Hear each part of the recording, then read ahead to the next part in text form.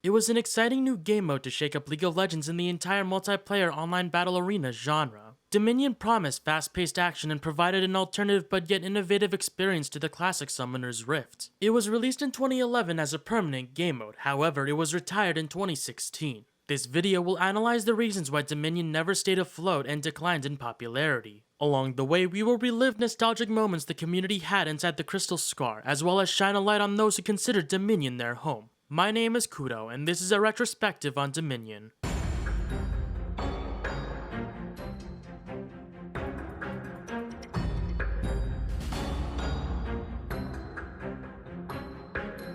Dominion is a capture and hold game mode and played on its own map called the Crystal Scar. Two teams of 5 summoners must capture points across the map to win the game. Instead of destroying the Nexus is untargetable and has 500 life points. Life points deplete depending on the amount of capture points a team has. Dominion roughly takes about 18 to 25 minutes, significantly faster than classic Summoner's Rift, which at the time the average game was around 45 to 60 minutes. This is due to an abundance of free stats given to every player. Another thing to know is the uniqueness in the design of Crystal Scar. There are no lanes, instead it's a circle with 5 different capture points placed across the map with a series of jungle paths running through the center. This meant that there was no laning phase and capturing the points was the immediate thing to do when the game mode began. The whole mode made for very fast and very tactical gameplay.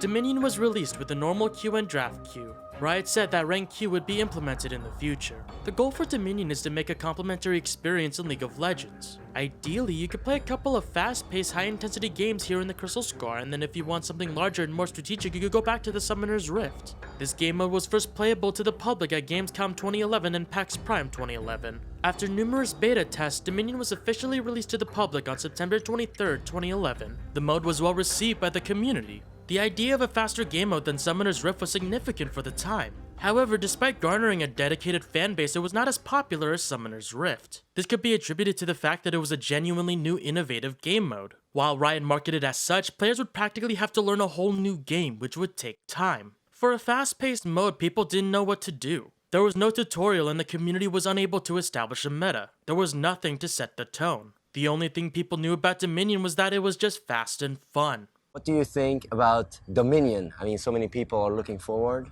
What do you think about it? Dominion's pretty fun. It's fast. It's fun. What do you think about Dominion? Dominion was awesome. Dominion, it's fast. It's fun. Fresh. Oh, I got it wrong. Friendly, fresh, fun. Yeah, was it fast and fun, George? Fast, it's fun. It's Dominion. It's Dominion. The game that we play like once every week. I don't even play once a week. He doesn't even play it once in a I was week. like, man, Dominion's gonna be so awesome. It's fast, it's fun, and then it's like, hey, I don't want to play this anymore. Back to Summoner's Rift. Oh man. Even though there wasn't much structure or meta in the beginning, Dominion still had a community and it became one of the alternatives to Summoner's Rift aside from Twisted Treeline. However, as the year went by, significant problems arose. First off, Dominion had a plethora of overpowered champions. Balance within the game mode was horrible. Riot has always balanced champions according to Summoner's Rift's meta, but not Dominion's. Because of the game design of Dominion, champions with significant mobility thrived. Champions that were horribly overpowered were Kassadin, Wukong, Pantheon, Nidalee, Rammus, and the list goes on. The only remedy to counter these overpowered champions was playing draft queue, where you could ban a total of 6 champions. However, a serious problem occurred in Dominion's draft queue. In League of Legends, whenever somebody exits the client during Champion Select, they procure a penalty, which is usually a timer before the summoner could queue again. However, there was a bug in Dominion's draft queue that failed to enforce this penalty. And this bug lasted for months. This meant that anyone out of the 10 total players in a game could exit the client and not suffer any punishment. Dominion's draft queue completely collapsed because nobody could get a single game going. In order to play a game of Dominion, it took an average of 7 to 8 attempts. When Riot eventually fixed this problem after months of rampant dodges, the consequences were devastating to Dominion's population. After it was eventually fixed in 2013, Dominion's player base never recovered. From then on, Dominion's draft queue took a ridiculous amount of time to get in Champ Select. There were even accounts of times where not a single person in a server would queue for Dominion draft. In 2014, one summoner named Shillen queued with a friend for 4 hours in draft. After no game popped up, they decided to get their friends to queue up as well, all of them queuing solo. When they eventually got into the lobby, all of his friends were in the game. In 2015, Summoner Etwell posted an AMA on Reddit saying that he has been in queue for Dominion Draft for 28 hours. After waiting for more than an entire day, Edwall eventually got into a game and lost.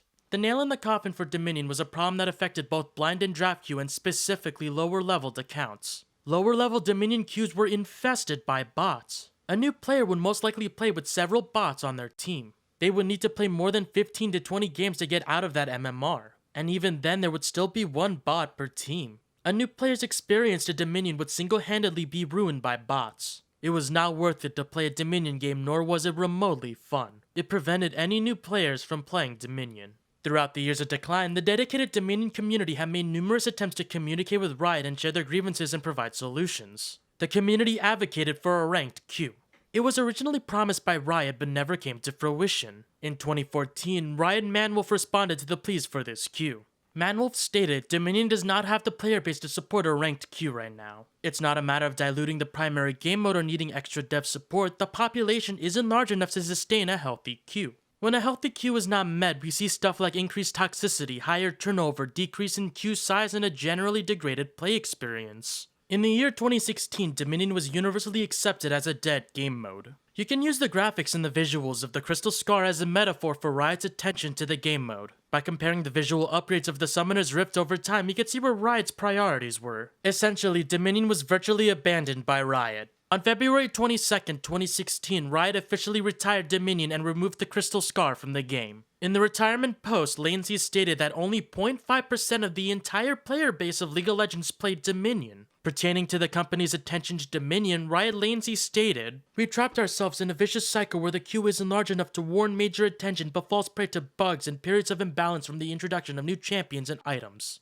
Crystal Scar and Dominion made a brief appearance in the temporary game mode Definitely Not Dominion. However, as the title states, it was not Dominion. The Crystal Scar has not made an appearance ever since. It has been universally accepted that Riot neglect was the cause of the demise of Dominion. Neglect in the sense that Riot never balanced overpowered champions, fixed bugs to the point where the player-based numbers were devastated, and addressed the community's grievances in a timely manner. If Riot learned one thing about Dominion, it changed their philosophy on how to handle alternative game modes. They learned that alternative game modes to Summoner's Rift works best in short cycles rather than standalone queues. However, this lesson may not be the case today. As of 2019, Teamfight Tactics has garnered significant hype as an alternative game mode to Summoner's Rift. When looking back, the people most affected by the retirement of Dominion were the summoners that called the Crystal Scar their home. These individuals didn't touch Summoner's Rift and just play this alternative game mode. This small community eventually gathered under the name Dominate Dominion. Since 2011, this community was the foundation of the competitive side of Dominion, holding weekly tournaments with Riot-funded prizing. In the very last Dominate Dominion tournament, it was so competitive that it went down to one single point. Community teams Stuck in Q and Team Salt battled it out in this match with Chopra and Gander providing commentary. Stuck in Q was one life point away from losing. In some miracle, Stuck in Q was able to keep majority control of the capture points. They gotta get that neutralized. Alright, they're safe. They did it! They did it in time! They're safe. Oh my god. Oh, If those had exchanged more than a second apart, it would have ticked. That's absurd. They were on opposite ends of the map. Stuck in Q had to maintain at least 3 points for the remainder of Team Salt's health bar. They must do everything in their power to disrupt Salt from capturing any points. Back out. Hixios. Oh, Hixios gets greedy himself, actually. Mercudia on the chase. Oh, Goes- the flash! What the hell? Oh, and have the arcane shift.